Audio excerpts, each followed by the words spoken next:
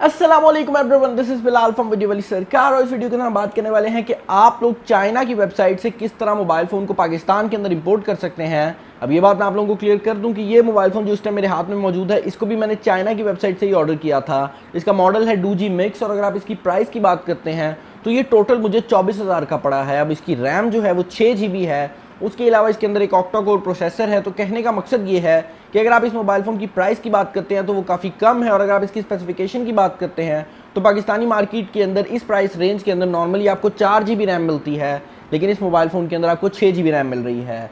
अब बात कर ली जाए चाइनीज़ वेबसाइट्स की, तो चाइनीज़ वेबसाइट से मोबाइल फ़ोन मंगवाने का सिर्फ ये मकसद नहीं होता कि आपको कम प्राइस मिल रही होती है, बल्कि चाइनीज़ वेबसाइट से मोबाइल फ़ोन मंगवाने का ये भी मकसद होता है कि चाइना में काफ़ी ऐसे मोबाइल फ़ोन आ रहे होते हैं जो कि पाकिस्तानी मार्केट के अंदर अवेलेबल ही नहीं होते।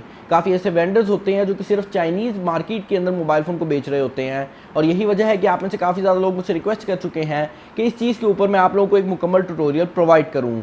आज की इस वीडियो के अंदर हम शुरू से लेकर एंड तक बात करेंगे, तो आज की जो वीडियो है थोड़ी लंबी होने वाली है। तो मैं वीडियो को स्टार्ट करने से पहले आपको एक चीज़ बता दूं कि अगर आप लोग मेरे चैनल के ऊपर नए हैं तो मैं आपको रिकमेंड करूंगा कि आप लोग मेरे चैनल को सब्सक्राइब कर लें, ताकि जब भी इस तरह की कोई वीडियो अपलोड हो आपको उसका नोटिफिकेशन आ जाए। इसके अलावा वीडियो के अंदर कोई भी बात अगर मैंने की होगी तो उसको मैं डिस्क्रिप्शन के अंदर भी लिख दूंगा, तो डिस्क्रिप्शन को भी ज़रूर चेकआउट कर लीजिएगा।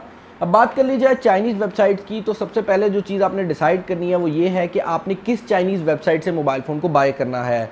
चाइना के अंदर काफ़ी ज़्यादा वेबसाइट्स हैं, बहुत ज़्यादा ट्रस्टेड हैं, बहुत ज़्यादा फेक हैं। तो आपने इस चीज़ का खास तौर पर ख्याल रखना है कि जिस वेबसाइट से आप मोबाइल फ़ोन बाय करने जा रहे हैं वो बाकायदा तौर पर ट्रस्टेड हो। चाइना के अंदर जो टॉप की वेबसाइट्स हैं उनके अंदर अलीबाबा है, अली एक्सप्रेस है, टॉम टॉप है, बैंगुड है, गियर बेस्ट है।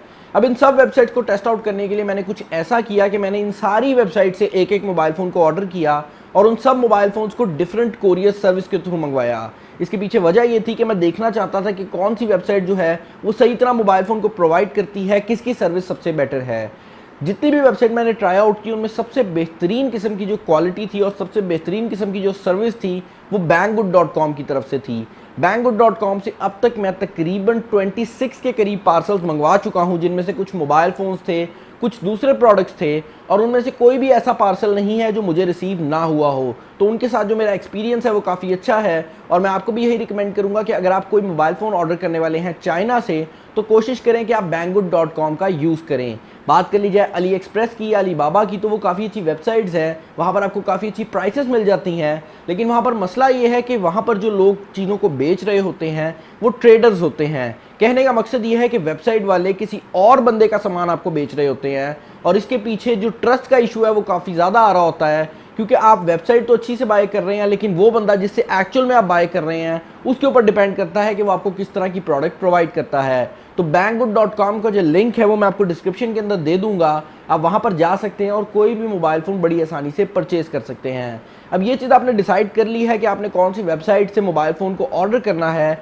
अगली चीज़ जो कि आपने डिसाइड करनी है वो ये है कि आपने किस तरह पैसे पे करने हैं। अब क्योंकि हम पाकिस्तान के अंदर रहते हैं तो हमारे पास पेपाल की जो ऑप्शन है वो तो अभी अवेलेबल नहीं है, तो हमारे पास ले दे के सिर्फ 2 ऑप्शंस रह जाती हैं जिसके थ्रू हम पेमेंट कर सकते हैं। पहली ऑप्शन है क्रेडिट कार्ड की, जिसके ऊपर मैं बाद में बात करूंगा, और दूसरी ऑप्शन है वेस्टर्न यूनियन की। वेस्टर्न यूनियन की जो ऑप्शन है काफ़ी ज़्यादा सिंपल है। आपको बेसिकली एक स्लिप प्रोवाइड कर दी जाएगी जिसके ऊपर एक नंबर होगा, कुछ डिटेल्स होंगी। आप वेस्टर्न यूनियन के ऑफिस में जाएंगे, उनको पैसे पकड़ाएंगे और वो नंबर पकड़ाएंगे जो कि आपको वेबसाइट वालों ने प्रोवाइड किया है ऑर्डर करने के बाद, और उसके बाद आपकी जो पेमेंट है वो ट्रांसफ़र हो जाएगी। इसके अलावा अगर आप क्रेडिट कार्ड के थ्रू पेमेंट करना चाहते हैं तो यहाँ पर चीज़ें थोड़ी ट्रिकी हो जाती हैं। क्रेडिट कार्ड 2 किस्म के आ रहे हैं पाकिस्तान के अंदर, एक वो हैं जो कि आपके बैंक अकाउंट से डायरेक्टली लिंक्ड हैं, और दूसरे हैं प्रीपेड डेबिट कार्ड। अब मैं आपको रिकमेंड करूंगा कि आप प्रीपेड डेबिट कार्ड को यूज़ करें, क्योंकि इसका फ़ायदा ये आपको मिलेगा कि आप इसके अंदर जितने पैसे लोड करवाएंगे सिर्फ उतने ही पैसे आपके यूज़ हो सकेंगे। तो ऐसा नहीं होगा कि आपका जो कार्ड है वो आपके बैंक अकाउंट से लिंक हो और उसके बाद आपके सारे जो पैसे पड़े हुए हैं उनको कोई बंदा चोरी कर ले। मैं आपको रिकमेंड करूंगा कि आप UBL विज़ कार्ड, MCB का लाइट कार्ड या फिर इजी पैसा का जो कार्ड है, इनमें से कोई भी एक कार्ड बनवा लें। इन सब कार्ड्स के अंदर होता कुछ इस तरह है कि आप कार्ड पहले क्रिएट करवाते हैं, उसमें कुछ पैसे लोड करवाते हैं जिस तरह मोबाइल फ़ोन का बैलेंस होता है, और उसके बाद आप उन पैसों को कहीं पर भी खर्च सकते हैं। इसके अलावा अगर आप बैंक अकाउंट वाला जो डेबिट कार्ड है उसको यूज़ करना चाहते हैं तो आपको जो अपना ऑनलाइन सेशन है उसको एक्टिव करवाना पड़ेगा, उसके बगैर आप ऑनलाइन शॉपिंग नहीं कर सकते।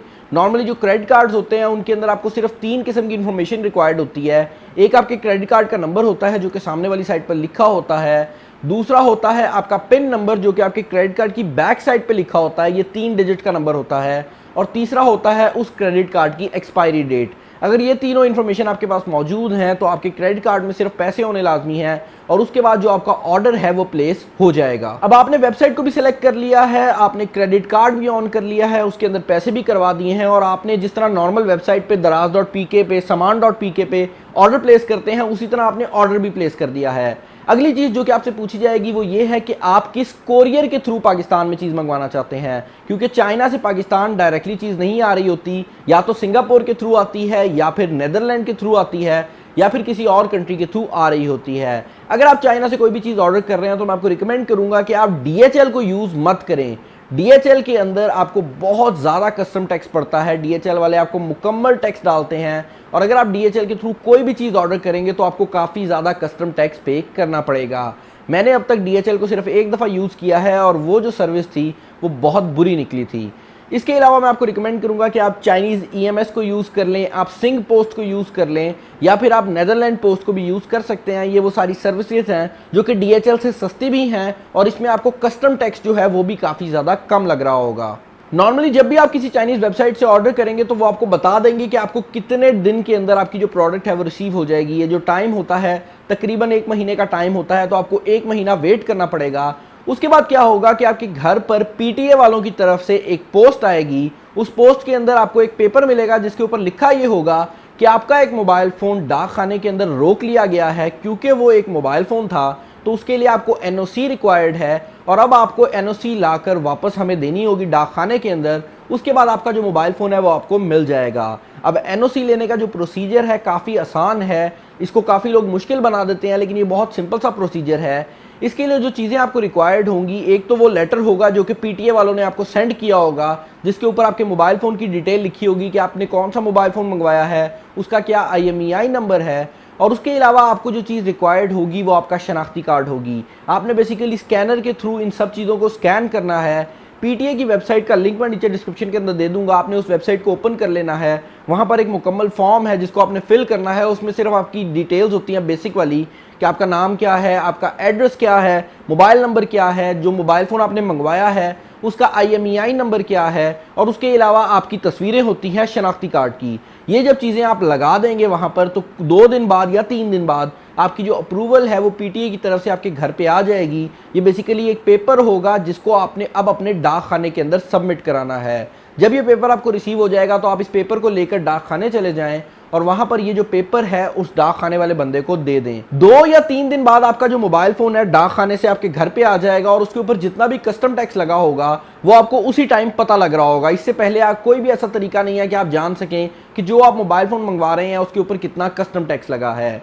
अब बात कर ली जाए कस्टम टैक्स की, तो नॉर्मली जो छोटे मोबाइल फोन्स होते हैं बगैर वाईफाई के, बगैर ब्लूटूथ वगैरह के, उनके ऊपर जो कस्टम टैक्स पड़ता है वो काफ़ी थोड़ा होता है और नॉर्मली आपको 1000-1200 रुपया पे करना पड़ता है। ये इस चीज़ पे भी डिपेंड कर रहा होता है कि आपके मोबाइल फ़ोन के अंदर कितने फीचर्स अवेलेबल हैं, और इस चीज़ पे भी डिपेंड कर रहा होता है कि जो मोबाइल फ़ोन आप मंगवा रहे हैं वो कितनी प्राइस का है। तो फॉर एग्जांपल अगर आप एक मोबाइल फ़ोन मंगवाते हैं जिसके अंदर काफ़ी कम फीचर्स हैं तो उसके ऊपर 500 रुपया तो लाजमी पड़ेंगे। उसके बाद कुछ ऐसा टैक्स होता है जो कि उसकी प्राइस के हिसाब से होता है, जितनी ज़्यादा प्राइस होगी उतना ज़्यादा टैक्स होगा।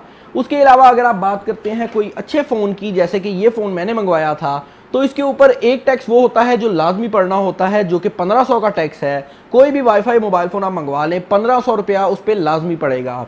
उसके अलावा एक और टैक्स होता है जो कि आपके मोबाइल फ़ोन की प्राइस के हिसाब से होता है। इस मोबाइल फ़ोन की बात कर ली जाए तो इसकी प्राइस जो थी वो तकरीबन $200 के करीब थी, यानी कि 20,000 के करीब थी चाइना के अंदर।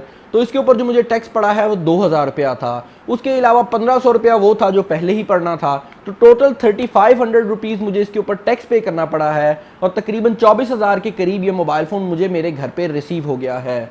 अब एक बात वीडियो को एंड करने से पहले मैं आपको क्लियर कर दूं कि इससे आसान तरीका या इससे सिंपल कोई वीडियो आपको इंटरनेट पे नहीं मिल सकती। उसकी रीज़न ये है कि जब तक आप मोबाइल फ़ोन को इंपोर्ट नहीं करेंगे आप इस चीज़ को सही तरह एक्सपीरियंस नहीं कर सकते। तो अगर आप लोग सोच रहे हैं कि आपने मोबाइल फ़ोन इंपोर्ट करना है तो मैं आपको रिकमेंड करूंगा कि आप अभी कर लें।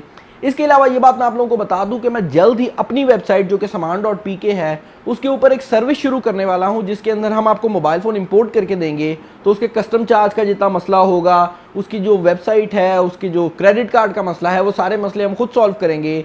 आपको थोड़ी सी हमें कमीशन देनी पड़ेगी, जो कि कमीशन जा रही होगी क्योंकि इसके अंदर सारा प्रोसीजर लग रहा होगा तो पैसे लग रहे होंगे। और उस कमीशन के बदले में हम आपको पाकिस्तान के अंदर ही जो मोबाइल फ़ोन आप चाहेंगे वो ऑर्डर करके मंगवा देंगे और आपको अपने घर से कहीं पर भी जाने की ज़रूरत नहीं है। लेकिन ये जो सर्विस है मैं कुछ टाइम बाद शुरू करूंगा और इसके ऊपर मैं एक मुकम्मल वीडियो सेपरेटली बनाऊंगा। तो तब तक के लिए अगर आप लोग मेरे चैनल के ऊपर नए हैं तो मैं आपको रिकमेंड करूंगा कि आप लोग मेरे चैनल को सब्सक्राइब कर लें, ताकि जब भी कोई भी नई वीडियो अपलोड हो आप तक वो वीडियो पहुंच जाए। मुझे पता है ये वीडियो लंबी हो गई है, लेकिन इस तरह की वीडियोज़ को रेगुलरली देखने के लिए सब्सक्राइब करने के लिए बटन नीचे रेड कलर का भी आ रहा होगा, आप उसके ऊपर भी क्लिक कर सकते हैं। उसके साथ एक बेल का निशान आ रहा होगा, अगर आप उसके ऊपर क्लिक करेंगे तो जब भी कोई वीडियो अपलोड होगी आपको उसका नोटिफिकेशन भी आ जाएगा। इस वीडियो को ज़रूर लाइक कीजिएगा और इस वीडियो को अगर आप पसंद करते हैं तो इसको ज़रूर अपने दोस्तों के साथ भी शेयर कर दें, ताकि मुझे पता लग सके कि आप लोगों ने इस वीडियो को पसंद किया है। इसके अलावा कोई बात हो, सजेशंस हो या कमेंट्स हो तो आप मुझे कमेंट सेक्शन के अंदर बता सकते हैं, मेरे फेसबुक पेज पे बता सकते हैं वीडियो वाली सरकार। उसके अलावा मेरा फेसबुक पे ग्रुप है वीडियो वाली सरकार ग्रुप के नाम से, आप वहां पर भी मुझे मैसेज कर सकते हैं। आई होप आपको आज की वीडियो पसंद आई होगी। इस वीडियो में इतना ही। This is Bilal signing off. अल्लाह हाफिज़।